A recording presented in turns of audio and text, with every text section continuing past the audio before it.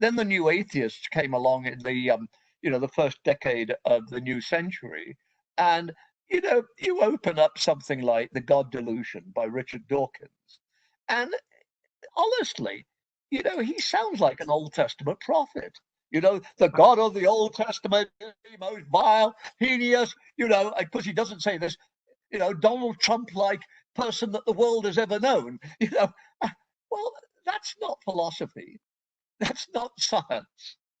That's religion. I mean, honestly, if you put the God delusion in the Bible, the Old Testament, as one of the books by the minor prophets, because Richard would be upset to be called a minor prophet.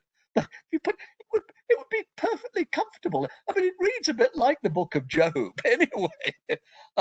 And so, God says, I'm the boss, I make the decisions. Well, Richard Dawkins says, I'm the boss, I make the decisions. So I have been arguing for a long time, and I'm almost glad to say this makes me very unpopular, but I've been trying to show again and again how Darwinism has been more than just a science, but as it were, a philosophy, if you like, a perspective, or whatever. At one level, I don't mind that. I mean, if people want to say, I want to write a novel, let's say, and I want to show how sexual selection works, so I'm going to show how boys fall in girls and what sort of factors get involved, and is there money involved? Do people make decisions about whom they're going to marry because they're in love, or because it's going to be better socially? And I mean, there's been books written about that sort of thing. I mean, George Eliot's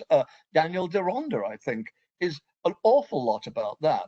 And I don't mind that. I mean, I think it's perfectly legitimate for, let's say, novelists or poets too.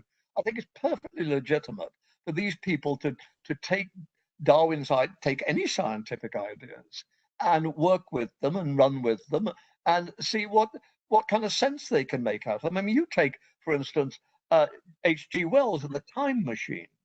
It's clear that Wells is working with ideas about relativity theory and what time is, and how time isn't just something like that, and how time, we might, what the meaning of time.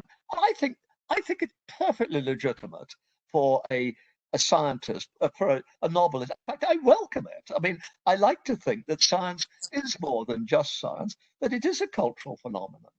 But when it starts to turn into a kind of meaning for life or meaning to life, yeah, I'm not going to stop people from doing it, but I want at least people to recognize what they're doing. How's that sound?